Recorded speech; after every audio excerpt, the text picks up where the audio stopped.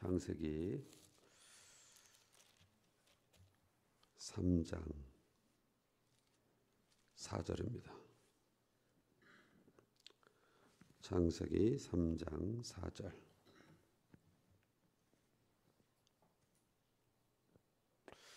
한 절 말씀 읽겠습니다. 시작. 뱀이 여자에게 이르되 너희가 결코 죽지 아니하리라. 아멘. 아멘을 해야 될지 말아야 될지 내용이 그죠?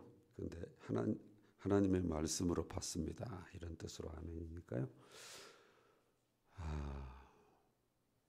오늘 본문은 사탄이 하는 최초로 한 거짓말입니다. 거짓말. 사탄은 거짓의 아비다. 예수님이 친히 말씀을 하셨습니다. 요한복음 8장 44절에 너희는 너희 아비 마귀에게서 났으니 너희 아비의 욕심대로 너희도 행하고자 하느니라. 그는 처음부터 살인한 자요 진리가 그 속에 없으므로 진리에 서지 못하고 거짓을 말할 때마다 제 것으로 말하나니 이는 그가 거짓말쟁이요 거짓의 아비가 되었습니다. 이는 그가 거짓말쟁이요 거짓의 아비가 되었습니다. 사탄은 거짓말쟁이입니다. 처음부터 제 것으로 말하는 자. 그러니까 하나님의 말씀을 왜곡시키고 제한시키는 거짓말쟁이다. 그런 뜻이죠. 그래서 우리는 이 요한복음 8장 자체가 예수님을 공격하는 바리새인, 사두개인, 종교 지도자들한테 하는 얘기거든요. 너희가 마귀에게서 났다. 이렇게 얘기를 하면서 마귀가 사탄이 처음부터 거짓말쟁이고 거짓의 아비다. 그 말은 너희가 그 마귀의 통치 아래 있는 마귀의 자녀들이다. 이런 과격한 표현을 하시는 겁니다. 그러면 그걸 뒤집어서 얘기하면 우리는 어떤 존재입니까? 우리 아버지가 하나님이시죠. 그래서 우리 아버지가 하나님이시기 때문에 너희는 거짓 증거하지 말지니라. 그래서 거짓말을 하지 말도록 제 것으로 말하지 않도록 하나님께서 말씀하셨어요. 그러니까 우리가 거짓말을 해야 되느냐 말아야 되느냐 이런 도덕적인 윤리적인 차원에서가 아니라 당연히 그런 차원에서도 거짓말은 나쁜 것이고 하지 말아야 되지만 누가 우리의 주인이냐, 우리는 누구에게 소속되어 있느냐 이런 측면에서 우리는 제 것으로 말하지 않는, 거짓말하지 않는 하나님의 자녀들로 살아야 되는 것이죠. 쉽지 않습니다. 큰 거짓말은 안 할 줄 모르지만은 우리가 살면서 제 것으로 말하는 게 참 많아요.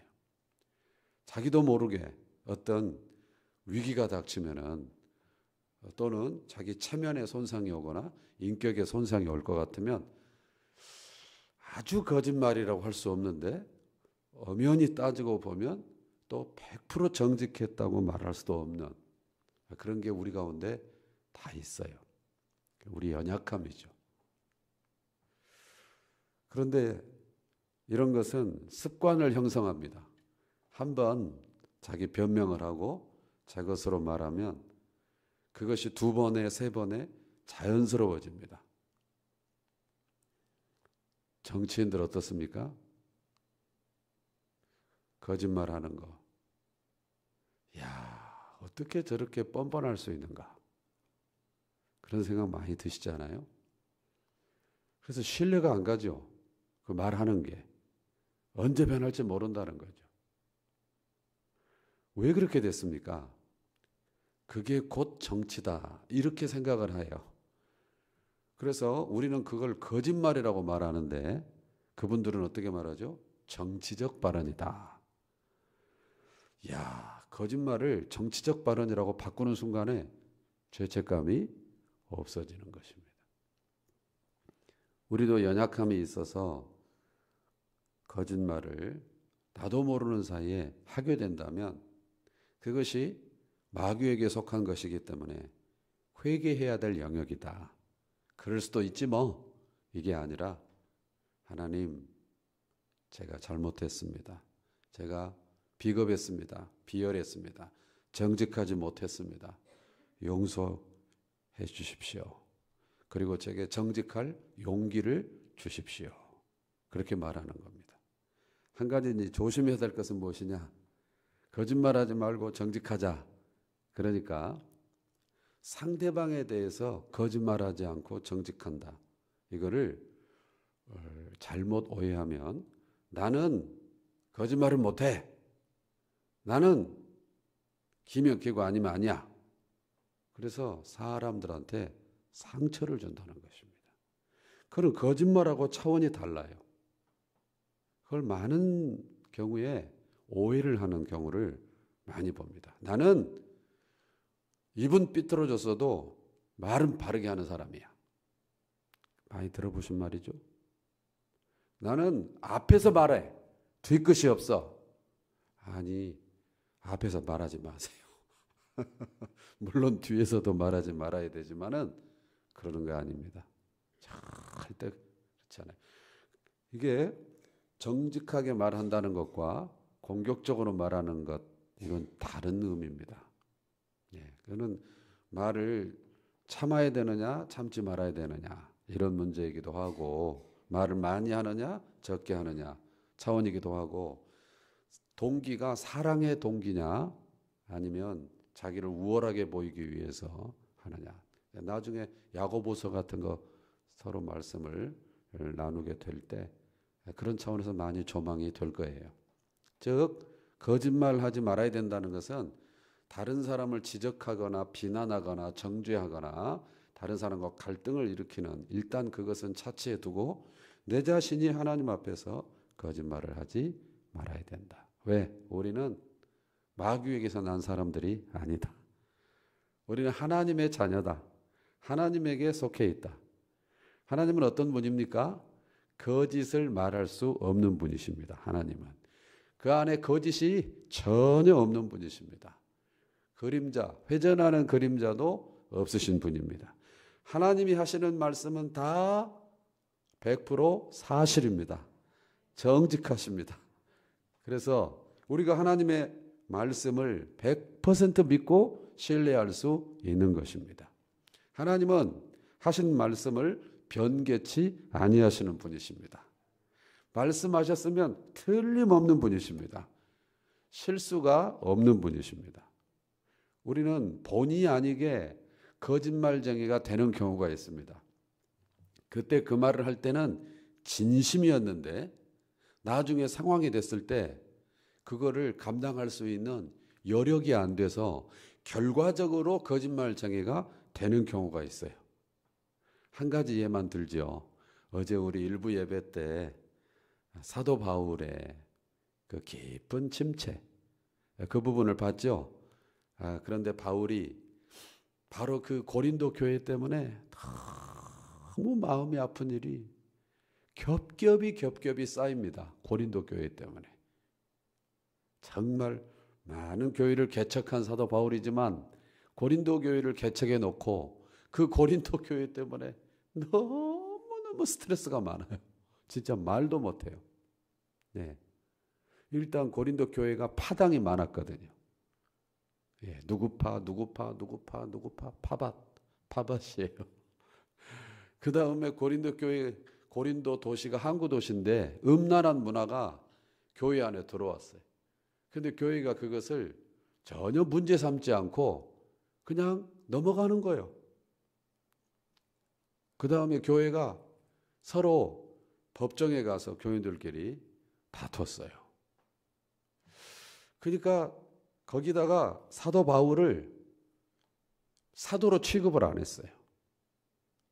바울이 개척한 교회인데, 바울이 무슨 잘못을 한 것도 아닌데, 왜냐면 거기 침투한 거짓 교사들, 유대인들, 율법주의자들, 오늘날로 말하면 이단이 교회를 흔들어 놓은 거예요. 그러니까 멀쩡하던 교회가 서로 원수가 되고 그 목회 지도력을 인정하지 않는. 그러니까 바울은 너무너무 그 일 때문에 스트레스를 받은 거예요. 그래서 바다 건너에서 그 교회 소식을 듣고 갑자기 배를 타고 갑니다. 원래는 고린도 교회에 갈 계획이 없었습니다. 그런데 갑자기 배를 타고 갑니다. 그런데 선생님 오셨습니까? 이렇게 할까요? 바울한테 사도 아니라고 그렇게 마음이 사나워진 그 사람들이 그렇게 할 리가 없어요. 그러니까 막 바울한테 함부로 비인격적으로 한 것 같아요. 그러니까 바울이 그때 무슨 말을 하냐. 고린도 성도 여러분, 이러시면 안 됩니다. 어떻게 이럴 수가 있습니까? 하나님이 보고 계십니다. 이건 제 말이에요. 충분히 그런 거룩한 상상을 할 수가 있어요. 그런데 아랑곳하지 않는 거죠. 도저히 대화가 안 되는 거예요. 자기가 지도하러 왔는데 지도를 받아들이지 않는 거죠. 그러니까 바울이 이렇게 약속을 합니다. 도저히 대화가 안 되는 상황이니까 제가 에베소로 갔다가 훗날 다시 오겠습니다. 이렇게 약속을 하고 가는 거예요. 그래서 이제 돌아갔어요. 그래서 약속을 지켜야 되지 않겠어요? 그래서 나중에 이제 다시 고린도 교회 가려고 하는데 트라우마가 생겼어요. 이 마음의 상처가 너무 큰 거예요. 아니 내가 전도해서 세례주고 집 사주고 집을 사줬다가 아니라 집사로 세우고 이렇게 다 했는데 그 사람들한테 험한 꼴을 본 거죠. 그러니까 돌에 맞아도 일어서는 바울이지만은 자기 제자들한테 그 험한 꼴을 보았으니 다시 못 가겠는 거예요. 그때 대화가 안 될 때는 약속하기를 내가 갔다가 훗날 다시 오겠다 그랬는데 못 가겠는 거예요. 또 한 가지 이유가 있다면은 자기 마음의 문제이기도 하지만 시간이 좀 가면 조금 나아지겠지 이렇게 생각했는데 하나도 안 나아지는 거죠. 그래서 못 갑니다. 안 갑니다. 자, 그거를 거꾸로 뒤집으면 뭐냐면 또 그거를 디스하고 흠집을 낼 것 같으면 바울이 거짓말쟁이가 된 거예요. 갔다가 온다고 그랬잖아. 근데 왜 안 오는 거야? 그 사람 항상 그랬어. 그래서 얼굴을 만나보면은 막 옳은 소리 많이 하는 것 같은데 뒤로 가면 약속도 안 지키는 사람이야. 교인들이 그렇게 말을 한 거예요. 본의 아니게 거짓말쟁이가 됐어요. 바울이. 그래서 나중에 그 고린도 교회에다 쓰는 편지에다가 바울이 그 말을 해요. 내가 갔다 다시 올게 그 말을 했었잖아 옛날에 이렇게 상기를 시키면서 그거 내가 처음부터 지킬 마음도 없으면서 내가 약속을 한 게 아니고 내가 그때 진심이었거든. 근데 나중에 가려고 그러니까 도저히 갈 수가 없었어. 바울이 이렇게 얘기를 해요. 그것조차 안 받아주면 어떡할까요? 웃기고 있네. 그러면 그건 자기 손에서 떠난 일이에요. 그래서 거짓말이라는 것이 참 어려운 문제입니다. 우리의 능력이 거짓말을 시켜요. 그래서 여러분, 교회 안에서 교인들 간에 하지 말아야 될 게 맹세입니다. 맹세. 주님이 말씀하셨죠. 너희는 맹세하지 마라. 그래서 내가 손에 장을 찢어. 이런 얘기 하면 될까요? 안 될까요? 하면 안 됩니다. 우리는 어떻게 말해야 되냐면 하나님이 할 수 있도록 은혜를 주시지 않겠습니까? 이렇게 말을 해야 돼. 늘 하나님이 하게 하심으로써 된다는 의식이 우리 무의식까지 새겨 있어서 내가 나의 걸어온 길과 내 성격과 내 인생 철학과 나를 근거해서 뭐를 보장하는 것 말고 그건 자기 과신이거든요. 하나님이 하게 하시면 되지 않겠습니까? 이렇게 생각하고 이렇게 믿고 이렇게 표현하는 거죠. 주의 이름으로도 맹세하지 말고 하나님의 이름으로도 맹세하지 말고 또 큰 소리 치지 말고 보장하지 말고 하나님 은혜 주셔야 됩니다. 우리 이런 말 하죠. 사람이 거짓말 시키는 게 아니고 돈이 거짓말 시킨다. 이런 말 하지 않습니까? 네, 그렇다고 표정이라도 좀 지어주세요. 그렇지 않습니까? 네, 그렇습니다. 돈이 필요해서 돈을 빌릴 때는 틀림없이 그날 그 시간에 줄 알고 빌려요. 그리고 내가 절대 잊지 않을게. 내가 실수하는 거 봤어? 나 정확한 사람이야. 그랬는데 이게 사실 돈을 빌릴 때는 돈이 없어서 빌리는 거고 그러면은 그 다음에 내가 돈이 나올 때가 있는 거예요. 그 시간에. 그러면 그 시간에 나와서 줄 생각으로 했지 처음부터 입 딱 씻으려고 빌리는 건 아닌데 주려고 빌렸는데 여기서 펑크가 나면 받아서 줘야 되는데 안 오니까 나도 못 주는 거죠. 그러면 내가 거짓말쟁이가 되는 거예요. 그러면 교회 공동체 안에서 돈이 오가고 돈 거래가 되면 그 관계가 깨집니다. 어렵습니다. 물건을 사재기 해두고 파는 다단계 같은 거 있죠. 교회 안에서는 부적절합니다. 그래서 누가 돈을 빌려달라 그러면은 조금 어렵지만은 나는 당신을 사랑합니다. 당신을 신뢰합니다. 그러나 돈이 실수할 거기 때문에 나는 당신을 잃고 싶지 않기 때문에 미안하지만 안 되겠습니다. 이해를 해 주십시오. 좀 서운해도 지금은 좀 서운해도 힘들어도 나는 당신과 계속 가고 싶습니다. 이렇게 정중하게 사용하는 기술이 필요합니다. 네. 거짓말에 대해서 생각을 해보고 있어요. 우리는 예수님께서 말씀을 하실 때마다 내가 진실로 너희에게 이르노니 이렇게 말씀하는 표현을 보죠. 진실로 두 번 얘기할 때도 있죠. 이거 강조고요. 제가 할렐루야 그러면 여러분이 어떻게 화답하십니까? 자, 한번 해보겠습니다. 할렐루야. 아멘. 감사합니다. 할렐루야는 여호와를 찬양하라. 그러면 여러분이 그걸 동의하는 거예요. 영적인 동의. 믿습니다. 진실로 그러합니다. 그렇게 될 줄로 믿습니다. 동의합니다. 이게 아멘이거든요.